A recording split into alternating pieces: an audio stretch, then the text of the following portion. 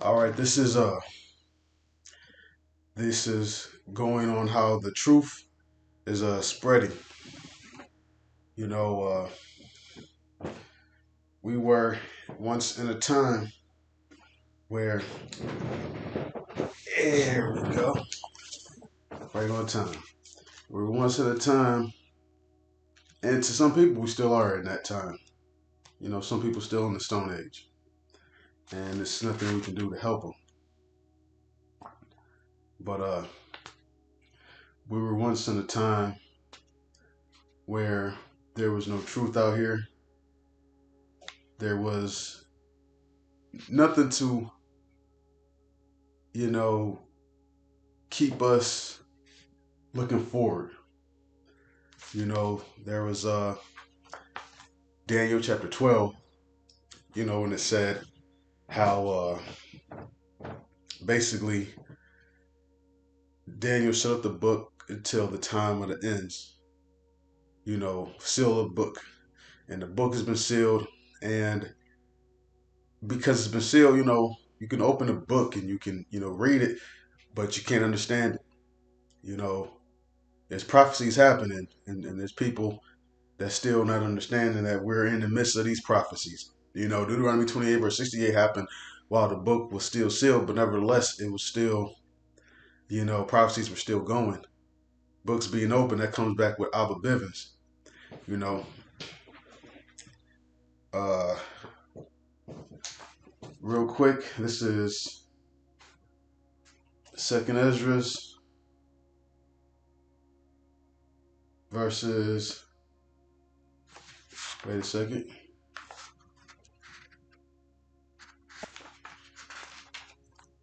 Verses.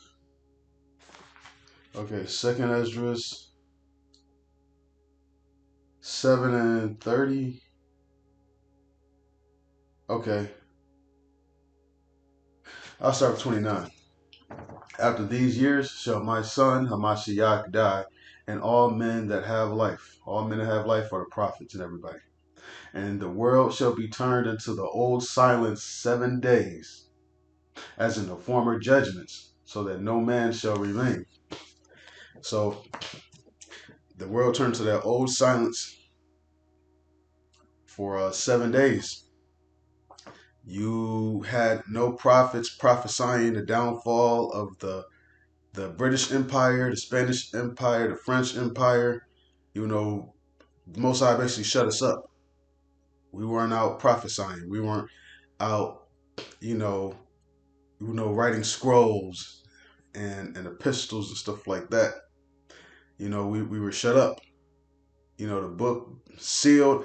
You know, brothers weren't opening up the book and you know, breaking things down like that. You know, so we were in that old silence. You know, it says that after 7 days, the world that yet awaketh not shall be raised up. The world shall, so after seven represents complete. Just like silence 7 days is going to be waking up in 7 days. So now it's being woken up, standing on our feet. We're prophesying again, just like how John the Revelator, chapter 10, verse 10, he was commanded to do. You know, he shall prophesy again.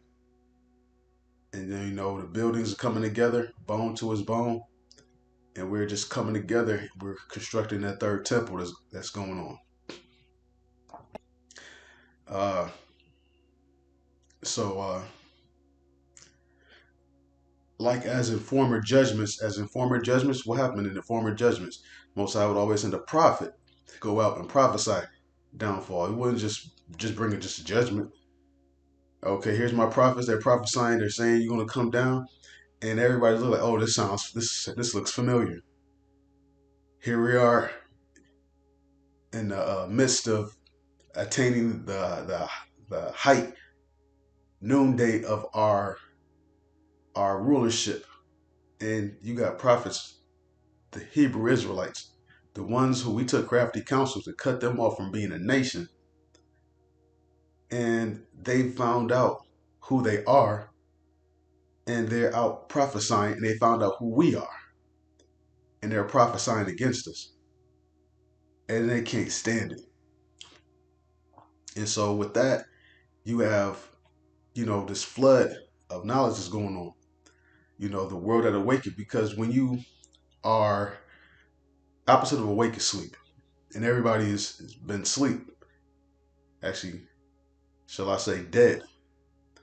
You're alive when you become part of this truth, and you hear the truth, and it resonates with you. Then you are alive. Verse 31, and after 7 days, the world that yet awakeneth not shall be raised up, and that shall die that is corrupt. And so you're going to have people that's literally physically going to die because you got the second death. Verse 32, it says, and the earth shall restore those that are asleep in her, and so shall the dust those that dwell in silence. So let's talk about people who are actually, under the ground, basically in the spirit realm. And the secret places shall deliver those souls that were committed unto them.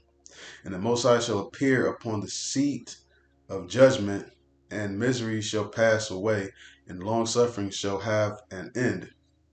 So when he appears on the seat of judgment, after he then came back, and after he destroyed and took all the crowns, Yahweh Shai is going to be, put the world back in order. Israel, we're not going to sin anymore. Other nations, they're going to get their lands back, but there's going to be order in this world. So long suffering will end for us. We're not going to, because we've been suffering since we've been here in this captivity. Shit, we've been suffering since we done actually fell from grace all the way. I could say all the way back since we done lost the kingdom.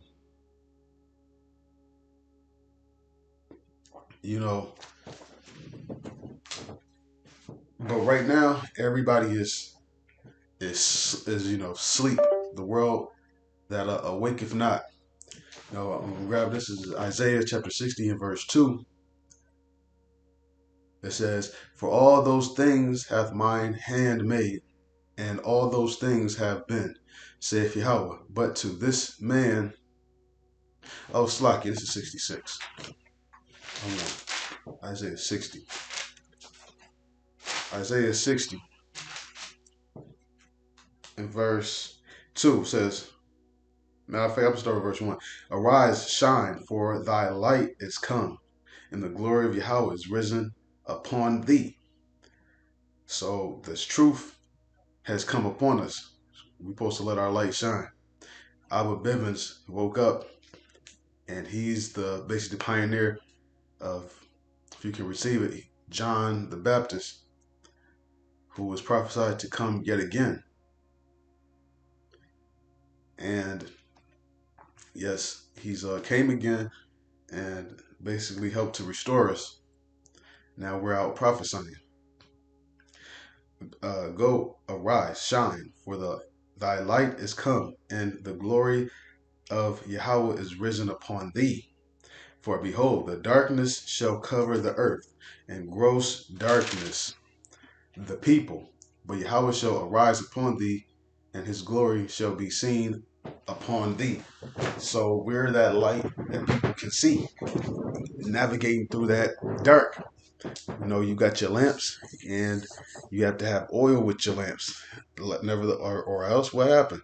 If you don't got oil in your lamps, you're not gonna have no flame that's gonna be burning. So that's wanted to basically just elaborate on that.